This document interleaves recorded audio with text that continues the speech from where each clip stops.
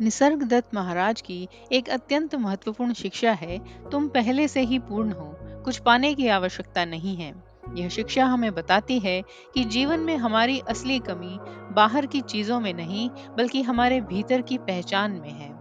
हम हमेशा कुछ पाने की कोशिश में रहते हैं, धन, प्रतिष्ठा, ज्ञान, सुख इत्यादि। लेकिन महाराज कहते हैं कि हमारा वास्तविक स्वरूप पहले से ही संपूर्ण, शुद्ध और असीम है। मनुष्य का मन हमेशा बाहरी चीजों में अपनी पूर्णता ढूंढता है। हम सोचते हैं, अगर मुझे यह मिल जाए तो मैं पूरा हो जाऊं, लेकिन यह तलाश कभी खत्म नहीं होती। महाराज कहते थे, तुम्हारा वास्तविक स्वरूप पहले से ही संपूर्ण है, तुम केवल यह भूल गए हो। ये भूल इसलिए है क्योंकि हम स्वयं को शरीर और मन से जोड़ते हैं। शरीर हमेशा बदलता है, मन अस्थिर है। जो बदलता है उससे पूर्णता की उम्मीद करना व्यर्थ है। पूर्णता का मतलब बाहरी उपलब्धियों या भौतिक वस्तुओं से नहीं है। पूर्णता का अर्थ है अपने सच्चे स्वरूप, शुद्ध चेतना को पहचानो। यह चेतना किसी वस्तु पर निर्भर नहीं है, यह स्वतंत्र, असीम और शाश्वत है। महाराज कहते थे, तुम्हें कुछ नया पाने की जरूरत नहीं, केवल यह जानने की जरूरत है कि तुम क्या नहीं हो। जब यह समझ आ जाएगा, तब तुम्हारा वास्तविक स्वरूप स्वतः प्रकट हो जाएगा। इसके लिए मैं हूं की अनुभूति पर टिकें। यह अनुभव करें कि आपका अस्तित्व किसी भी नाम या पहचान से पहले है।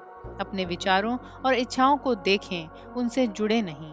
जब भी आप सोचें मैं अधूरा हूं, तो खुद से पूछें, कौन कह रहा है कि मैं अधूरा हूं। यह समझें कि आप शरीर या मन नहीं हैं, बल्कि वह चेतना है जो सब कुछ देख रही है। इससे अधूरेपन और कमी की भावना खत्म हो जाती है, मन में संतोष और शांति आती है। बाहरी वस्तुओं के पीछे भागना कम हो जाता है। जीवन के अनुभवों को ज्यादा सहजता से स्वीकार करने की क्षमता बढ़ती है। महाराज का कहना था कि तुम वही हो जिसे तुम खोज रहे हो। यह भ्रम छोड़ दो कि तुम्हें कुछ पाना है। तुम पहले से ही शुद्ध, पूर्ण और अनंत चेतना हो।